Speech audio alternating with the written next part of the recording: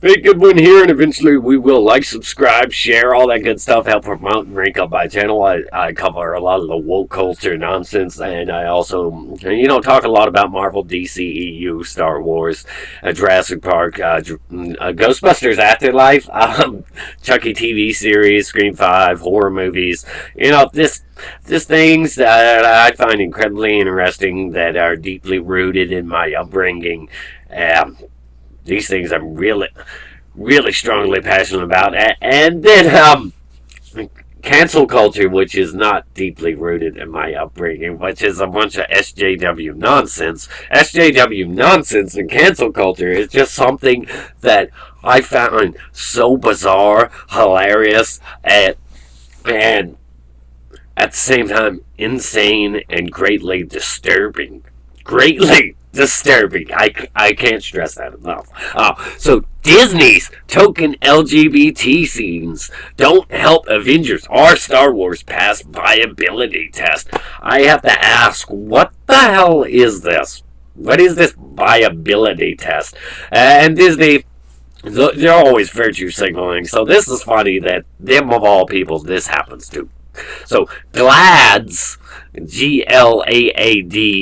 GLAAD's annual report gives failing scores to two of Disney's biggest releases when it comes to both films' representation of LGBT characters and whatever other letters you want to cram in there just to make you feel better. So GLAAD's annual Studio Responsibility Index report, and what the hell is it? Report has given failing scores to Disney's biggest 2019 releases, Avengers Endgame and Star Wars Rise of the Skywalker. When it comes to both films' representation of LGBT characters, GLAAD is a media monitor organization founded in 1985. It serves to hold various media organizations accountable for discrimination against discrimination towards members of the LGBT community.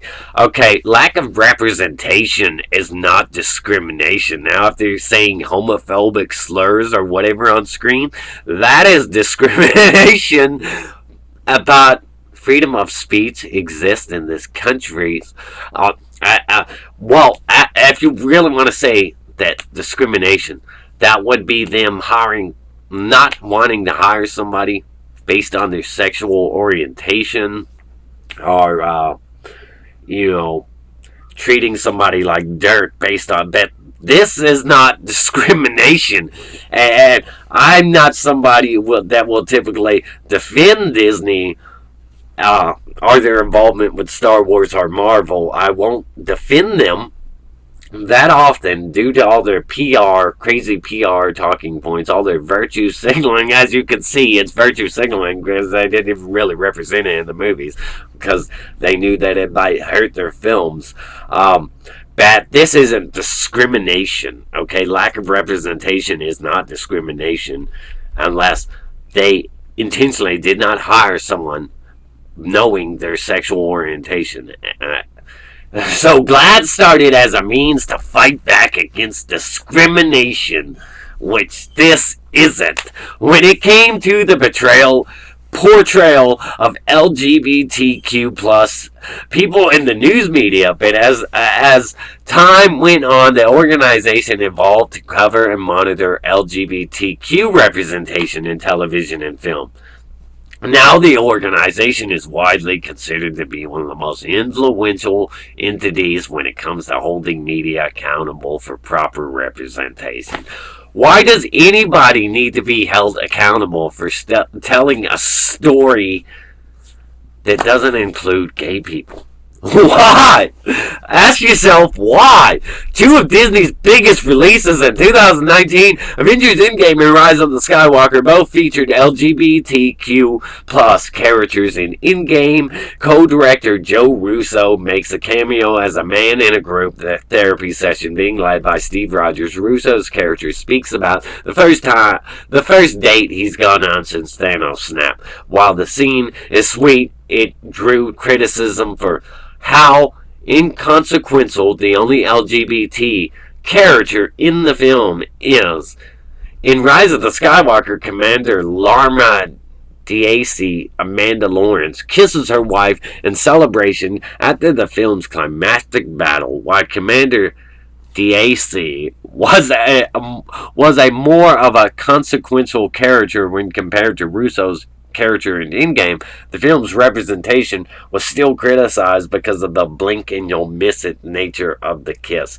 Okay, look, Star Wars is geared towards kids.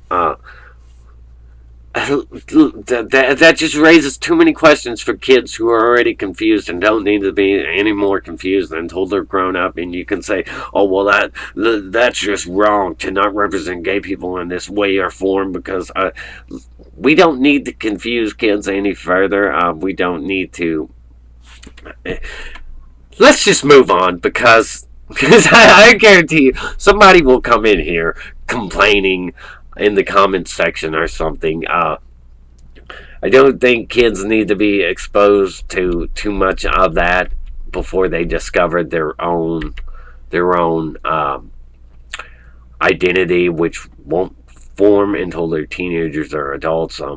So GLAAD's veto Russo test found that both Endgame and Rise of the Skywalker failed in their attempt at representation of LGBT characters. The test, named after one of GLAAD's founders, Vito Russo, lists a set of criteria to determine if a film or television portrayal of LGBT characters meets GLAAD's standards when it comes to representation.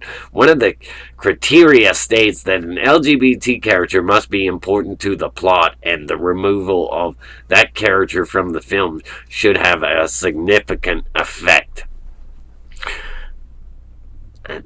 This sounds like trying to bully somebody into telling the stories you want and getting the characters you want, rather than them tell their own stories and the stories they want.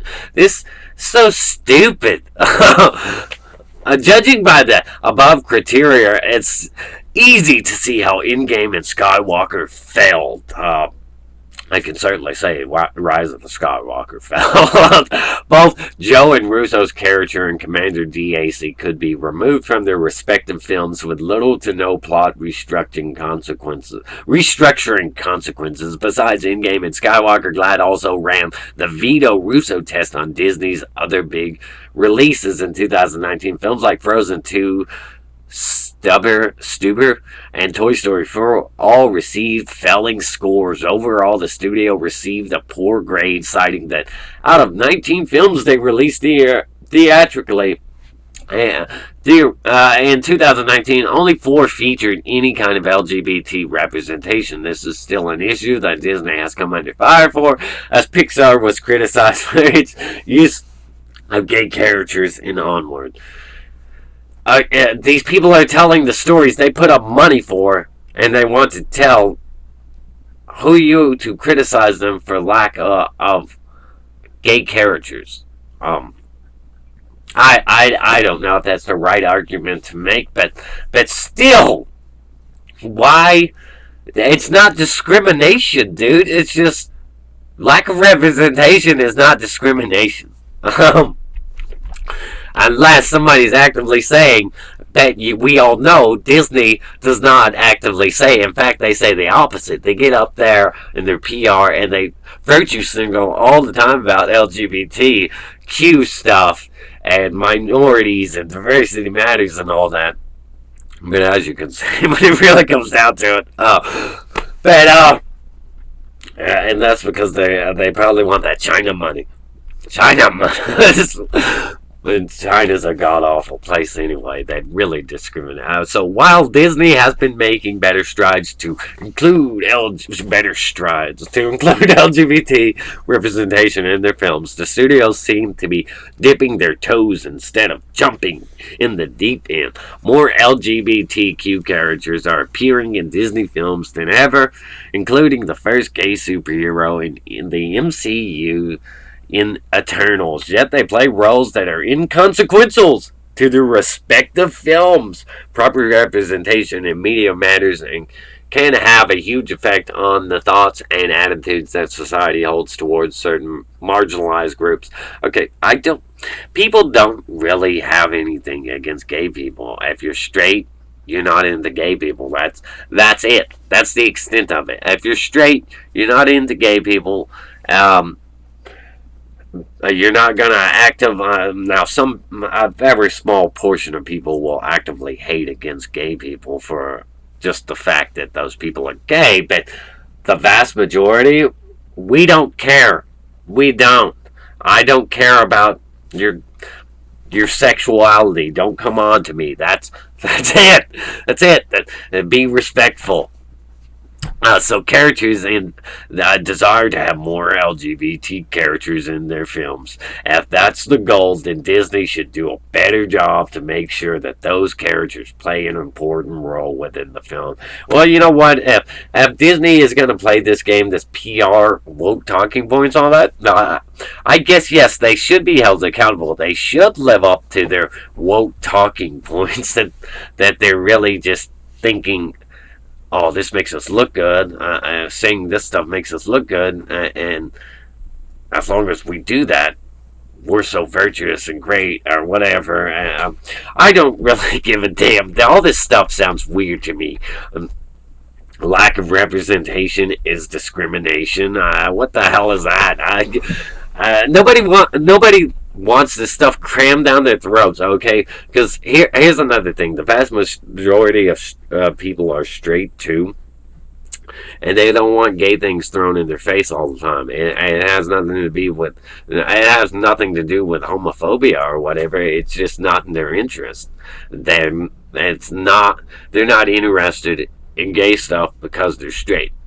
It really is that simple. It's not homophobic. It's just, if you don't like Star Wars, are you gonna go watch Star Wars? Are you gonna go out there and try to watch a Star Wars thing all the time when you have zero interest in Star Wars? No. Are you gonna go out there and try to watch Marvel cinematic stuff all the time if you have no interest in superheroes or any of the stakes or the characters? No, you're not. So, it really is about lack of interest, because the vast majority of people are straight, they're not gay, and cramming this stuff into every big budget film possible, every summer release. It's not the route to go. It's not the business route to go. And that's really all it is about. It's not discrimination. It's lack of interest. So, thank Goodwin here. Eventually, we will like, subscribe, share.